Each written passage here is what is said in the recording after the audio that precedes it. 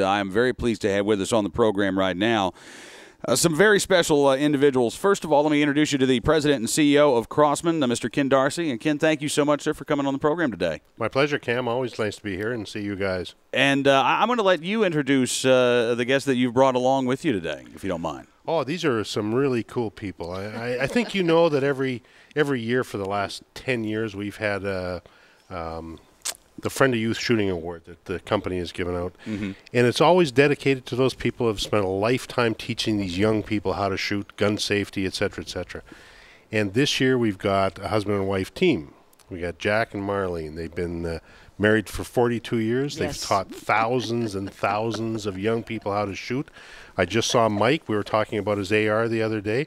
And I just told him that Marlene has a bigger AR closet than anybody in the United States. Really? One of your favorite platforms to shoot on, Marlene?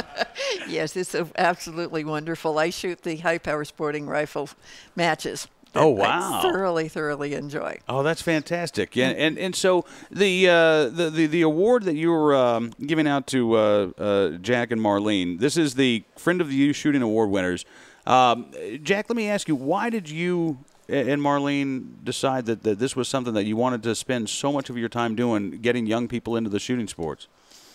Good question. Isn't that no, seriously. It's just sort of something that she married into. I've been working with youth almost forever. I started in high school when I was 13 years old, shooting on a high school team. I never did finish. I made pro marksman. That means I showed up. And I still have the medal. And it's just been something I've been involved in all my life.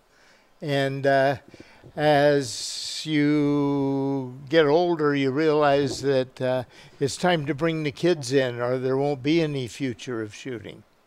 Absolutely right. And so you must be really pleased. I hope you're pleased with what you're seeing now within the shooting sports industry. We do seem to be getting more and more young people involved in the shooting sports. Oh, well, we've been working for the last several years mostly with the JROTC, and we've got about an estimated 500,000 kids that are exposed to it if they're not actually involved in it. It's their problem. And 500,000 new kids that are disciplined and learning and learning how to shoot and opening a lot of new avenues for them. Absolutely. And, you know, the JROTC program, we've talked about this on the on our show before. I think it's such a wonderful program. And it's kind of sad to see in some school districts around the country, you know, this is now all of a sudden a controversial program. I remember about a year ago in San Diego, they actually shut down the JROTC program even after the students went and talked to the school board and said, please don't take this away from us. We love this. We need this. This is helping us become more responsible. This is helping us, you know, get better grades. We've now kind of figured out what we want to do after we get out of school. And yet there that program goes away. I count it to one thing, and I look right at the school board when I say it, utter stupidity. They don't understand what they're doing and won't learn. If you don't understand, that's one thing. That's ignorance. Right. But when you won't learn, that's stupidity. What do you what is it about the youth shooting sports programs that you think really benefits the kids that get involved? Oh, there's so much. Number one is discipline. Let me give you an example, Cam. We first started with the JROTC after we got fired from college because a Navy captain found out his kids were shooting real guns. We went to the JROTC program, and the colonel said, are you going to give me a championship team? And I said, no, I'm here to raise the grade point of your shooting team. Wow. And we did. Really? We did. You know, I think it's just incredible. How much time do you spend every month or every week or every day helping these kids? Let me answer that Please one. do, Marlene. Excluding the time that he's on the computer with many of the coaches and many of the teams and students and all, we average probably about 20 to 30 hours a month. A week. A week. A week? A week. week. Yeah, 20 Wow. to 30 hours a week because of the preparation and then going and teaching. And then all the travel that's involved too. That's all the volunteer miles and getting there. And then suddenly, oh, we're here. And these kids will not let us leave in the afternoon. The coaches want you to stay and teach and teach and teach. And finally the kids say, I got to go home. I got to go home. I'll tell you, Cam, one of the reasons that we started this, I think a lot of people within our own industry, it took them a little while to realize the value of the air gun shooting, et cetera, and how many use they bring to this and how many use we bring to that. And what we found out is that these people, once they start doing this and they start shooting, they absolutely love it. And, Well, absolutely. and absolutely, they get so much more self-discipline and better grades, and it goes on and on and on. And it's thanks to people like these that do this work. It's just phenomenal. You know, and I know that. How long have you been giving out this award, Ken? This, I think, is our 9th year. Wow. Hopefully, you never run out of worthy recipients for this award. I hope not. So, let me ask you, and I'm going to ask both of you individually. Jack, let me ask you, why should people get involved in this? Why should people, say, you know what, I want to do this? And maybe I can't give 20 or 30 hours a week, but I can give 5 hours a week. I can give 10 hours a month. I wish I had the answer to that. I just don't understand why people don't. It's fun. Right. It's fun. We're working with kids. We stay youthful. I'm 154 years old right now and feel like 23. No, he's only 86. It's just fun working with the kids and watching them grow.